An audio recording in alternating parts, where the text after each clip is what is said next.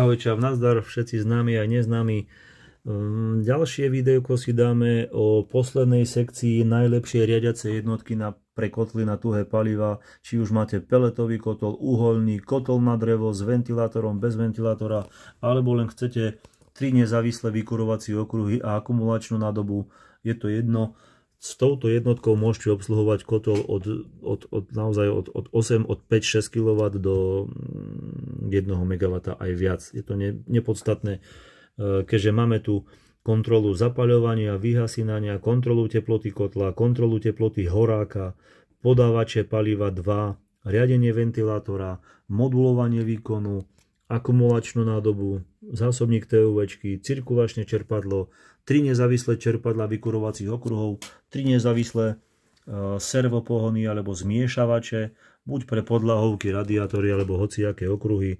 Samozrejme môže pracovať aj s analyzátorom spalín alebo ako peletový dopomocný horák k tepelnému čerpadlu, alebo keď nevládze, že pelety nám dôjdu alebo sa pokazí niečo, zablokuje, skončí palivo, či už štiepka alebo niečo sa nastane nejaký signál, môže zopnúť beznapäťovým kontaktom buď plynový pomocný záložný kotol, alebo elektrický, alebo hociaký iný. Dnes vám chcem predstaviť poslednú možnosť TUV/AKU. Vidíme v tejto sekcii CVU, čiže teplota v bojleri je 21,1, bufor G, čiže horná teplota akumulačnej nádoby je 22, bufor D, dolná teplota je 23.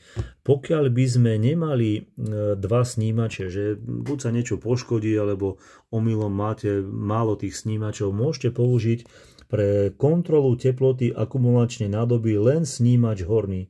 Čiže v takom prípade zapojíme len snímač horný, pripájame tieto snímače tu na tejto sekcii bufor G a bufor D, čiže horná a dolná teplota v tých snímačoch, v tých šuníkoch.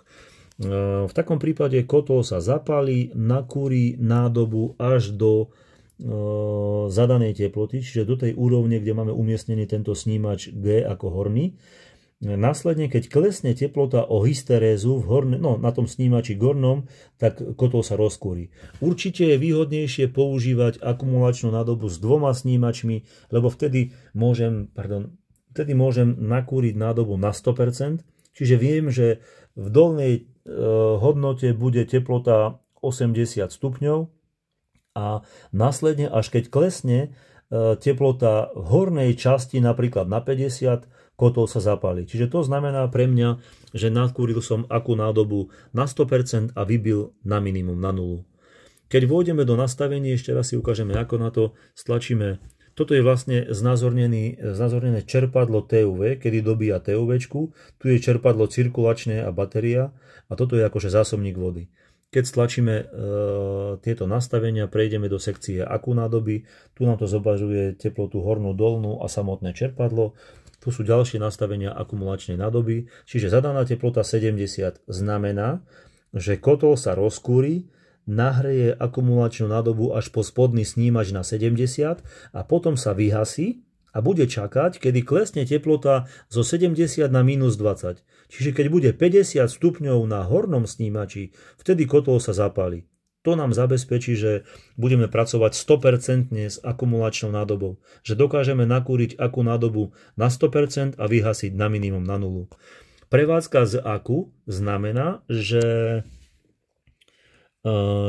kotol v tomto prípade, keď vidí, že mám akumulačnú nádobu nakúrenú, tak môže ovládať všetky ostatné okruhy. Či už vykurovacie okruhy, podlahovky, radiátorov, alebo ohrevu TUV.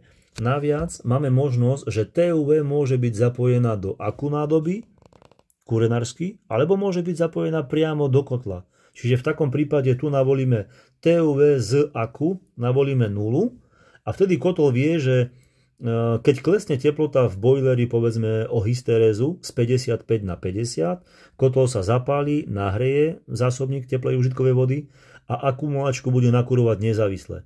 Ale ako náhle máme aktívnu aj tú jednotku, kotol má len jeden princíp, udržať akú nádobu v týchto nastaveniach nakúrenú, ináč horák nehorí ale všetky ostatné systémy sú plne funkčné, čiže používa ako zdroj tepla akú nádobu.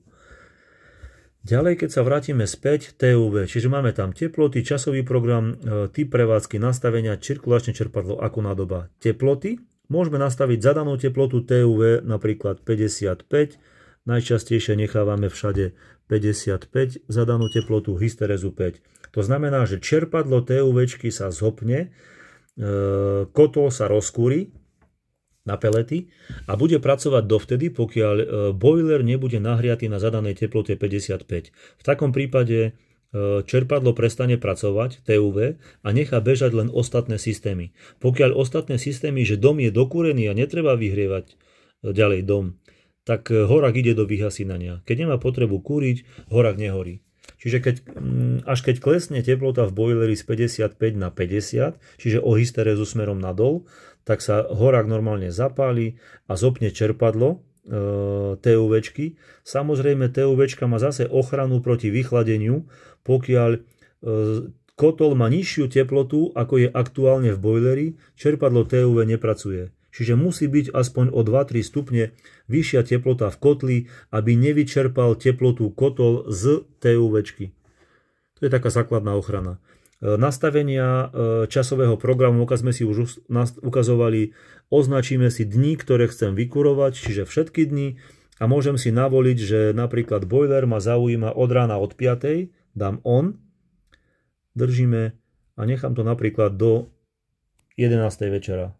To je program 1, zápis. Čiže každý deň mi bude udržiavať zadanú teplotu od 5 rána do 11 večera. V noci nikto není doma, je mi to jedno, aj keď sa ochladí teplota v boileri, dohreje ju až ráno o 5. Jak z hľadiska ekonomiky to má zmysel. A môžete si navoliť až 4 programy. Čiže pokiaľ mám ďalšie programy úplne nezadané, neaktívne, nečíta ich, pokiaľ by tam bola nejaká informácia, tak samozrejme bude to ovládať a udržiavať. Čiže časový program. Typ prevádzky, tu si môžeme zase navoliť automaticky, to znamená, že stále musí dohriať boiler, keď klesne teplota o hysterézu. Časový, znamená, že bude podľa času nakurovať. Ručne, keď teraz tlačím ručne zadať, nahreje boiler, vyhasí ako jednorazovo. Taká asi zbytočná vec. Stop, to znamená, že TUVčku nemá ani pozerať, ani kontrolovať, ani ohrievať. Nastavenia. V nastaveniach máme ešte prioritu TUV. Pokiaľ tu zadám jednotku, to znamená, že prestane vykurovať vykurovacie okruhy, podlahovky a radiátory, až pokiaľ boiler nebude nakúrený. Čiže najprv musí byť nakúrené sprchovanie, až potom radiátory. V takom čase, keď dobíja prioritu TUV, môžem zmeniť zadanú teplotu kotla o 10 stupňov. Čiže nárast teploty kotla bude plus 10 stupňov. Ten cooling solar panels, toto je taká vec, ktorá bola rozpracovaná v kombinácii so solárnym ohrevom. Keby zásobník bol nahriatý na viac ako 85 stupňov, zoplo by to čerpadlo TUV, aby vlastne keď máte solárne kolektory a prehrejem solárny zásobník, tak mi to zopne automaticky čerpadlo TUV, aby sa neprehrial, aby sa schladil do systému. Čiže do radiátorov asi nie, nechceme v lete kúriť v dome, aby sme mali ešte teplejšie, ale keby sme mali akumulačnú nádobu, to nemusí byť zlé, že prečerpám automaticky prebytok tepla, prečerpám zo soláru do akú nádoby a potom spätne, či to viem využiť, keď mám dosť teplej vody od jary do jesene, no to už je na nastaveniach každého inštalatéra, každého majstra. Každopádne takáto možnosť tu je. Cirkulačné čerpadlo. V cirkulačnom čerpadle zase máme možnosť nastaviť teploty. Stále zopnutá, teplota zopnutia. Čiže aká musí byť teplota v TUVčke, aby mohlo pracovať cirkulačné čerpadlo. Ďalej tu máme časový program. Zase môžem si nastaviť čas, kedy má cirkulačka pracovať. Typ prevádzky môže byť časový program, stále zapnutý alebo stop. A ďalej tu máme impulzná prevádzka, to znamená, že 5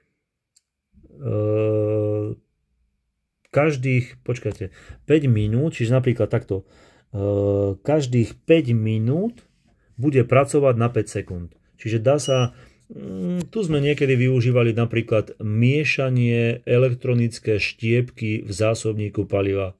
Čiže raz za 15 minút zoplo na 1 minútu tie miešače. Alebo si môžete nastaviť cyklicky, že cirkulačné čerpadlo bude pracovať v cirkulácii buď v časovom programe, že len cez deň, ale 5 minút beží, 5 minút čaká, 5 minút beží, 5 minút čaká. Čiže cyklické dávkovanie teplej vody do cirkulačného rozvodu. To je asi tak všetko. Ďakujem veľmi pekne za pozornosť a prajem pekný deň.